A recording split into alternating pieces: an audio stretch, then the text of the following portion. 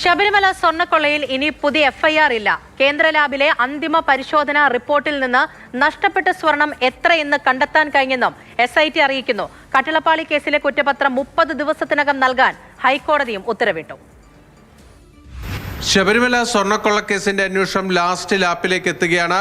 ദ്വാരപാലക ശില്പങ്ങളുടെ സ്വർണം പൂശലുമായി ബന്ധപ്പെട്ട് ശാസ്ത്രീയ പരിശോധനയുടെ അന്തിമ റിപ്പോർട്ട് ഇപ്പോൾ SITക്ക് ലഭ്യമായിരിക്കുന്നു. ഇനി എത്രയും വേഗം കുറ്റപത്രം സമർപ്പിക്കാനാണ് ഹൈക്കോടതി SITക്ക് നിർദ്ദേശം നൽകിയിരിക്കുന്നത്. ഇന്ന് ക്രൈംബ്രാഞ്ച് മേധാവി H. വെങ്കടേഷാണ് ഇതുവരെയുള്ള അന്വേഷണ പുരോഗതി കോടതിയുടെ ശ്രദ്ധയിലേക്ക് കൊണ്ടുവന്നത്. ഇന്ന് കോടതി ആ SIT റിപ്പോർട്ട് പരിശോധിച്ച ശേഷം വ്യക്തമാക്കിയിരിക്കുന്നത് അന്വേഷണത്തിലെ ഏറ്റവും പ്രധാനപ്പെട്ട തെളിവായി മാറുന്നത് കേന്ദ്ര ലാബിലെ ശാസ്ത്രീയ പരിശോധന ഫലമാണ്. ആ ഫലം വന്നതോടുകൂടി തന്നെ എത്രമാത്രം സ്വർണം ശബരിമലയിൽ നിന്ന് നഷ്ടപ്പെട്ടിട്ടുണ്ട് എന്നത് കണ്ടെത്താൻ കഴിഞ്ഞിട്ടുണ്ട് എന്നതാണ് ഏറ്റവും പ്രധാനപ്പെട്ട കാര്യം. നേരത്തെ വിജയ് വെള്ളിയുടെ കാലത്ത് എത്രമാത്രം സ്വർണം പൊതിഞ്ഞിട്ടുണ്ട് അതിൻ്റെ കൃത്യമായ കണക്ക് പരിശോധനയിലൂടെ ലഭ്യമായിരിക്കുന്നു.